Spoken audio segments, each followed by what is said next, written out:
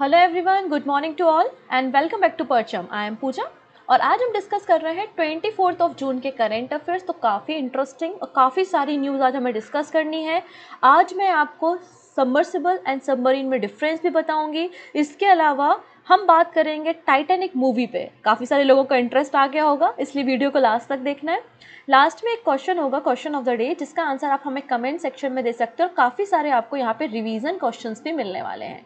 Class की PDF आपको मिल जाएगी हमारे टेलीग्राम से, तो टेलीग्राम से करंट अफेयर्स की पीडीएफ आप फ्री ऑफ कॉस्ट डाउनलोड कर सकते हैं। अच्छा, इसके अलावा एक छोटी सी इन्फॉर्मेशन और दे देते हैं आपको।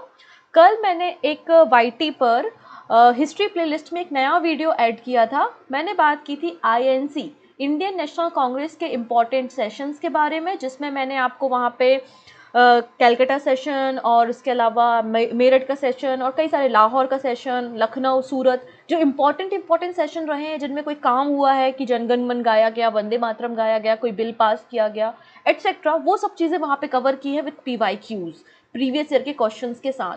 तो अगर आपने वो वीडियो नहीं देखा है तो प्लेलिस्ट में जाके उस वीडियो को आप देख सकते हैं आपके आने वाले CGL और बाकी सारे वनडे एग्जाम के लिए। ओके, सो स्टार्ट करते हैं 24 जून के करेंट अफेयर्स।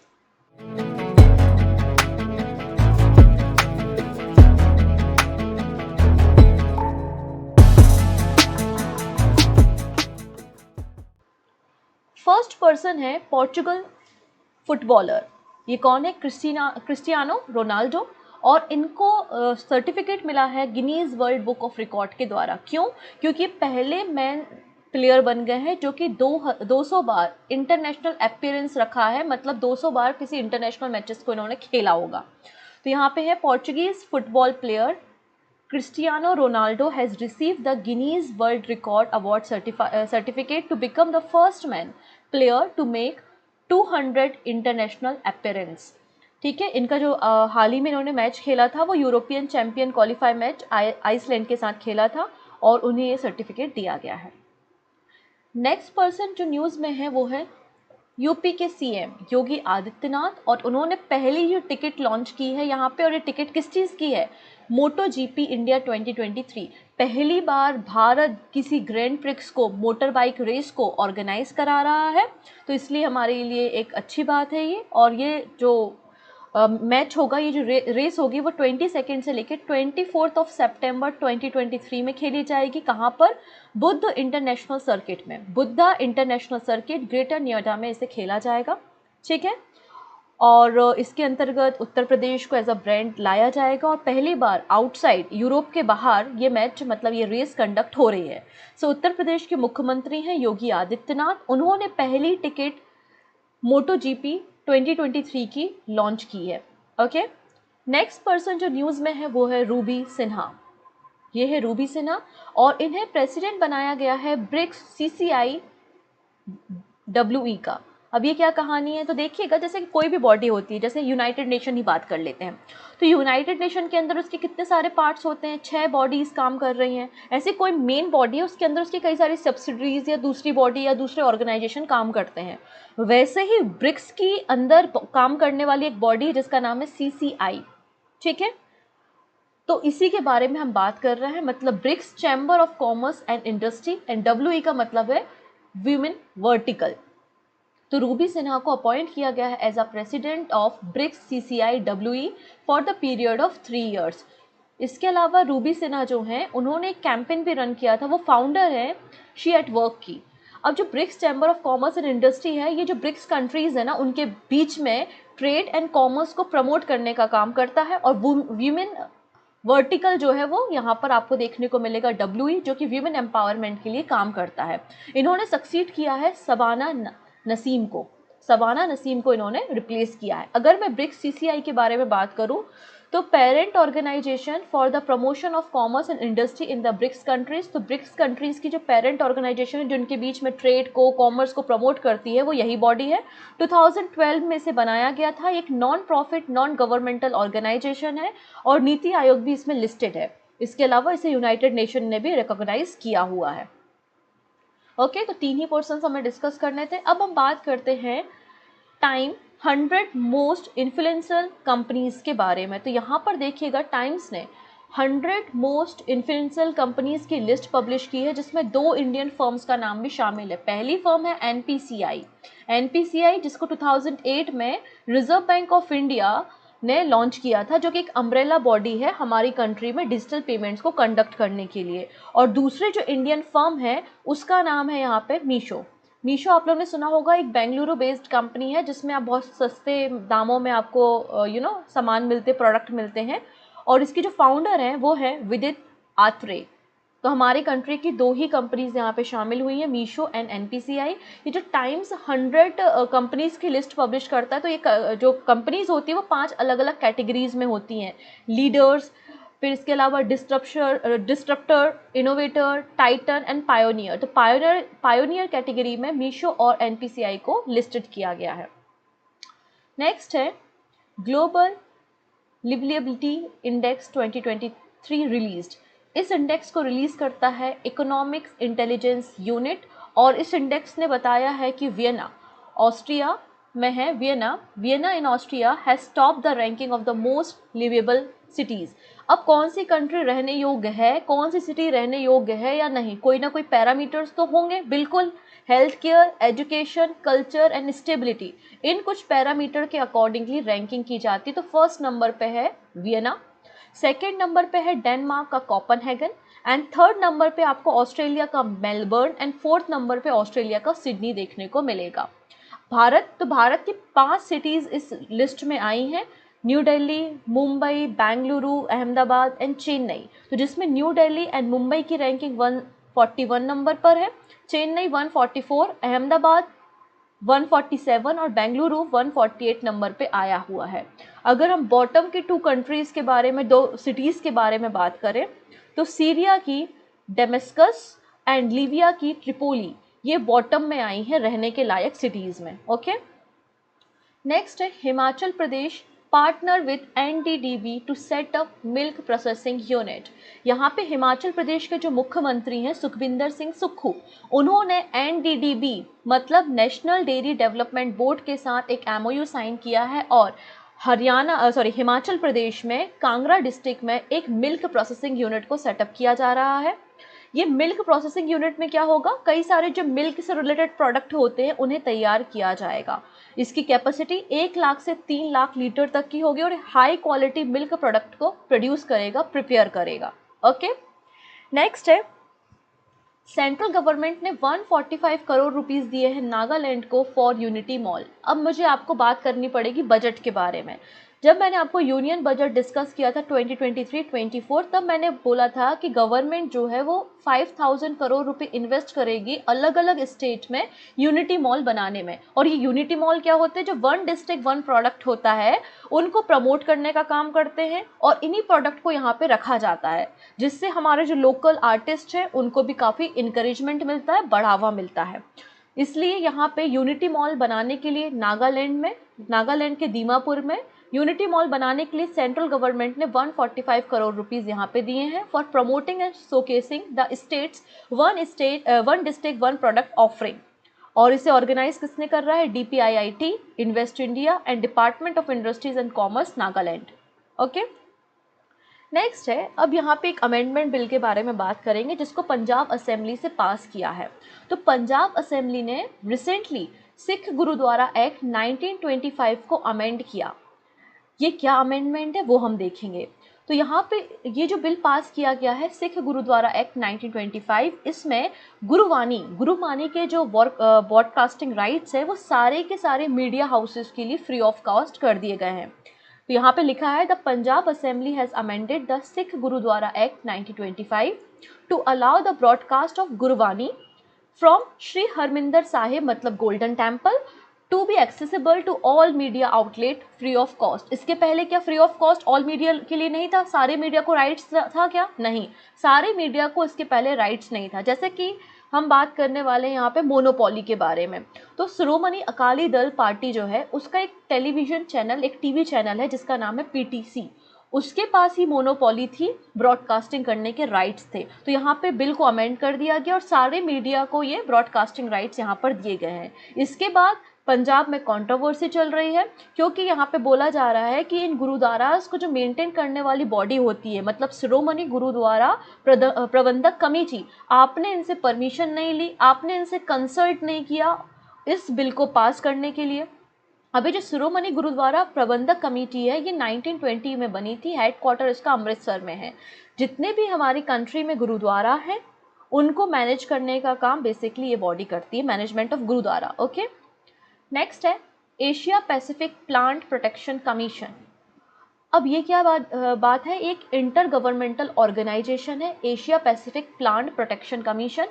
ये क्या करता है, एशिया पैसिफिक रीजन में जितनी भी कंट्रीज़ हैं उनमें प्लांट की हेल्थ को आप कैसे बढ़ा सकते हो, प्लांट के प्रोटेक्शन के लिए हमें क्या करना चाहिए, उसके लिए पॉलिसी बनाने का काम ये इंटर गवर्नमेंटल ऑर्गेनाइजेशन करती है, जो कि 1956 में बनी थी जब हमारा एमपी भी बना था। ओके, तो 1956 में इसका फॉर्मेशन किया गया था and approved by the food agriculture organisation of the UN के FAO के द्वारा इसे अप्रूव भी किया गया है। इसमें आपको 25 मेंबर कंट्री देखने को मिलेंगे और इनमें से प्यारा एक हमारा भारत भी शामिल है।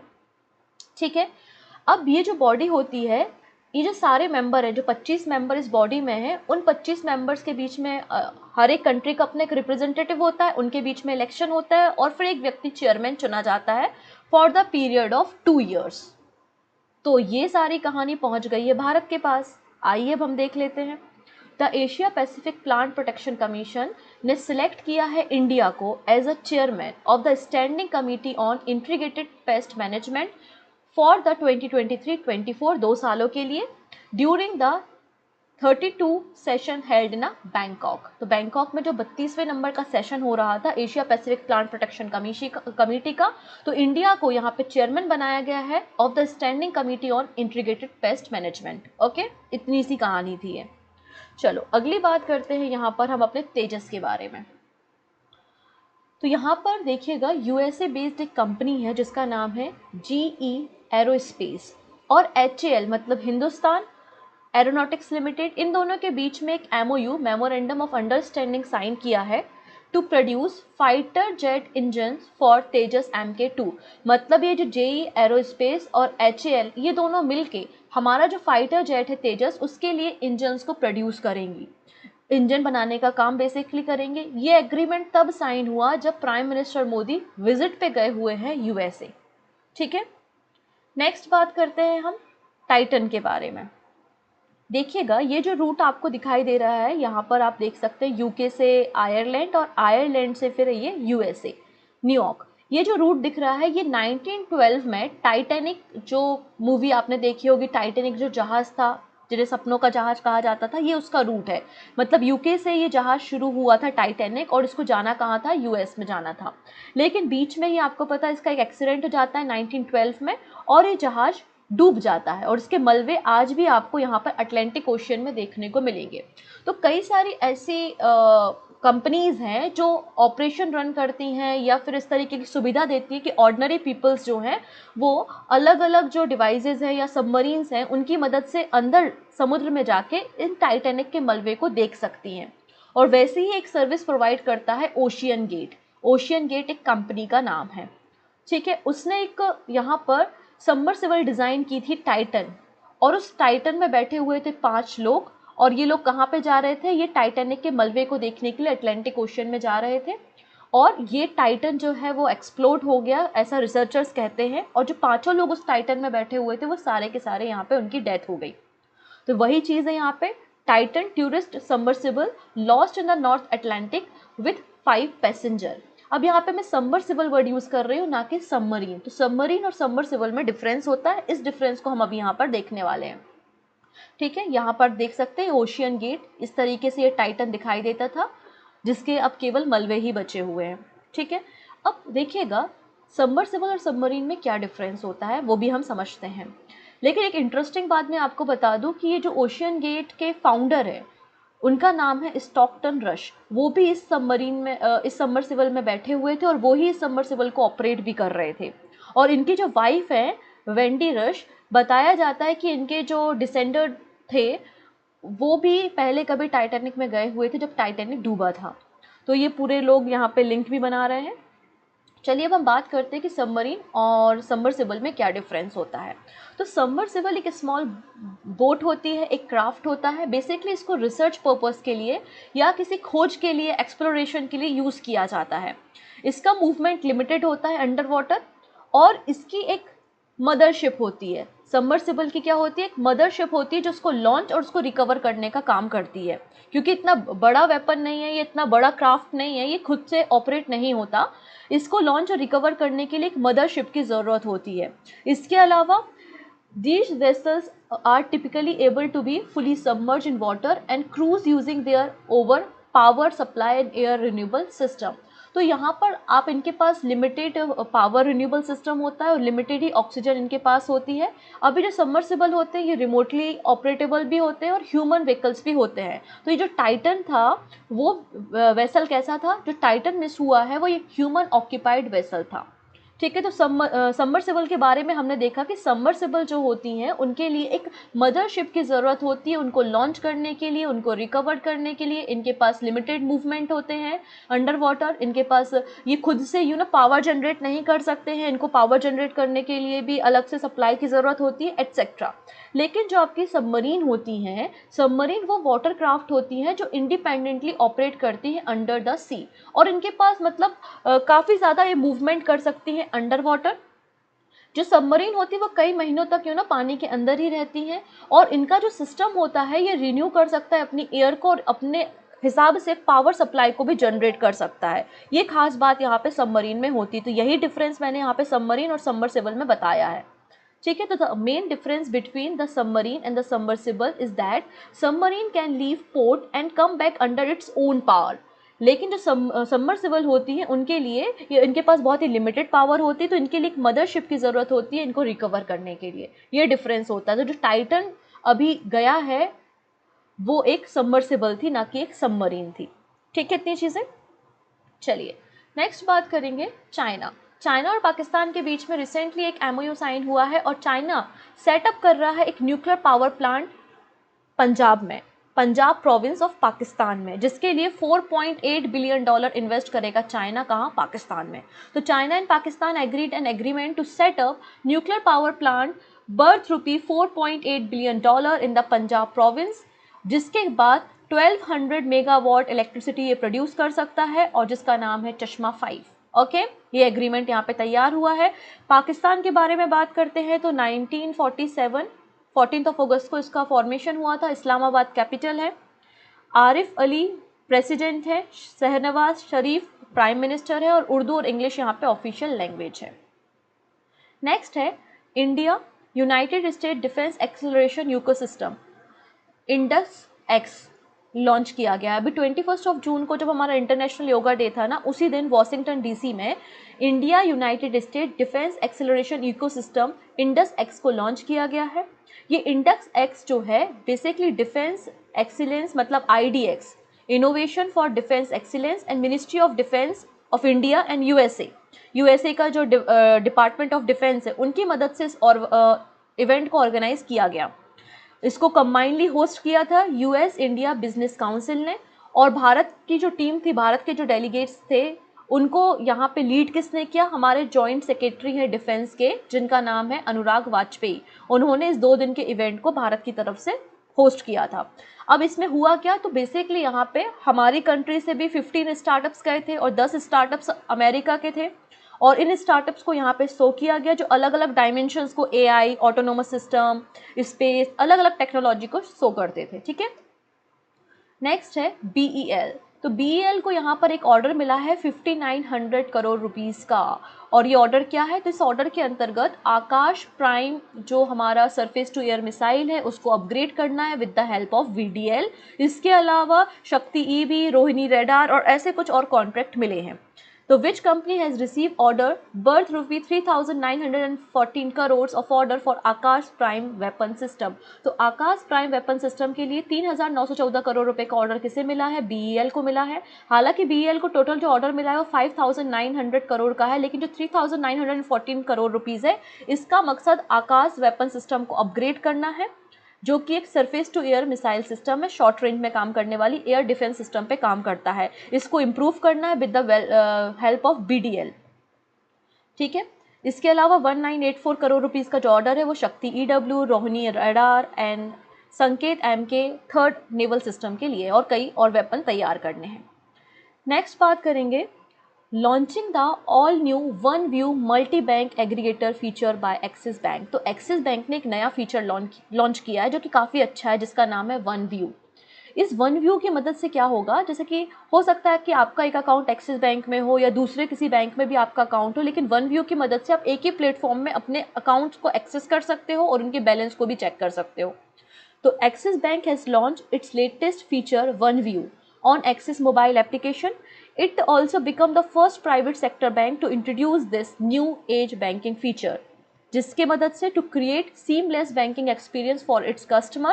It help in managing finance for customer by providing them access to multiple bank account on the single platform. It also enable them to track their balance and spending on real time basis. इसके अलावा एक छोटी सी news और है कि Lord's banking group जो कि UK का एक लार्जेस्ट फाइनेंशियल सर्विस प्रोवाइडर है, वो भारत में अपना एक टेक्नोलॉजी सेंटर बिल्ड कर रहा है हैदराबाद में। क्लियर? ये आज की लास्ट न्यूज़ है। न्यूज़ बेसिकली ये है, हमें जो पढ़नी है, ऊपर तो बस कहानियाँ हैं, वो आप सुन लीजिए। रिसेंटली DGCA ने एयर इंडिया पायलट के लाइसेंस को सस्पेंड कर दिया है for the period of 1 year, क्योंकि इन्होंने कुछ प्रोटोकॉल को ब्रीच किया था।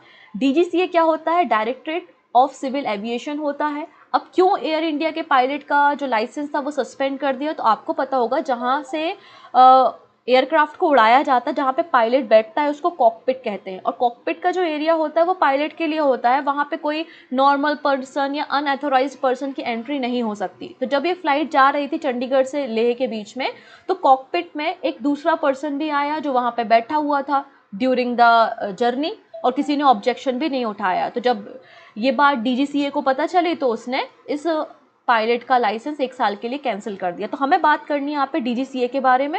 ये एक स्टैच्यूटरी बॉडी है, क्योंकि इसे एयरक्राफ्ट अमेंडमेंट बिल 2020 के बाद बनाया गया है। ये ministry of civil aviation government of India के अंदर काम करती है।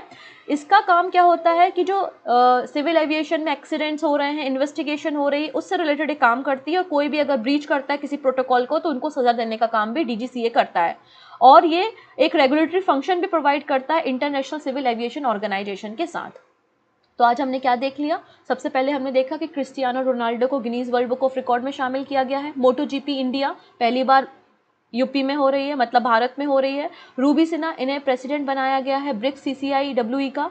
टाइम्स की 100 मोस्ट इन्फ्लुएंशियल कंपनी की लिस्ट में 2 इंडियन कंपनी हैं, NPCI और मीशो। इसके अलावा ग्लोबल लाइबिलिटी इंडेक्स हमने देखा, इसमें ऑस्ट्रिया वियना ने टॉप किया है। हिमाचल प्रदेश ने नेशनल डेयरी डेवलपमेंट बोर्ड के साथ एक MOU साइन किया है और एक मिल्क प्रोसेसिंग प्लांट को तैयार कर रही है कांगड़ा डिस्ट्रिक्ट में। फिर हमने देखा 145 करोड़ रुपये सेंट्रल गवर्नमेंट ने दिए हैं नागालैंड को यूनिटी मॉल बनाने के लिए। फिर हमने सिख गुरुद्वारा एक्ट 1925 के अमेंडमेंट के ऊपर चर्चा की। Asia Pacific plant protection committee ने IPM का चेयरमैन भारत को बनाया है 2 सालों के लिए।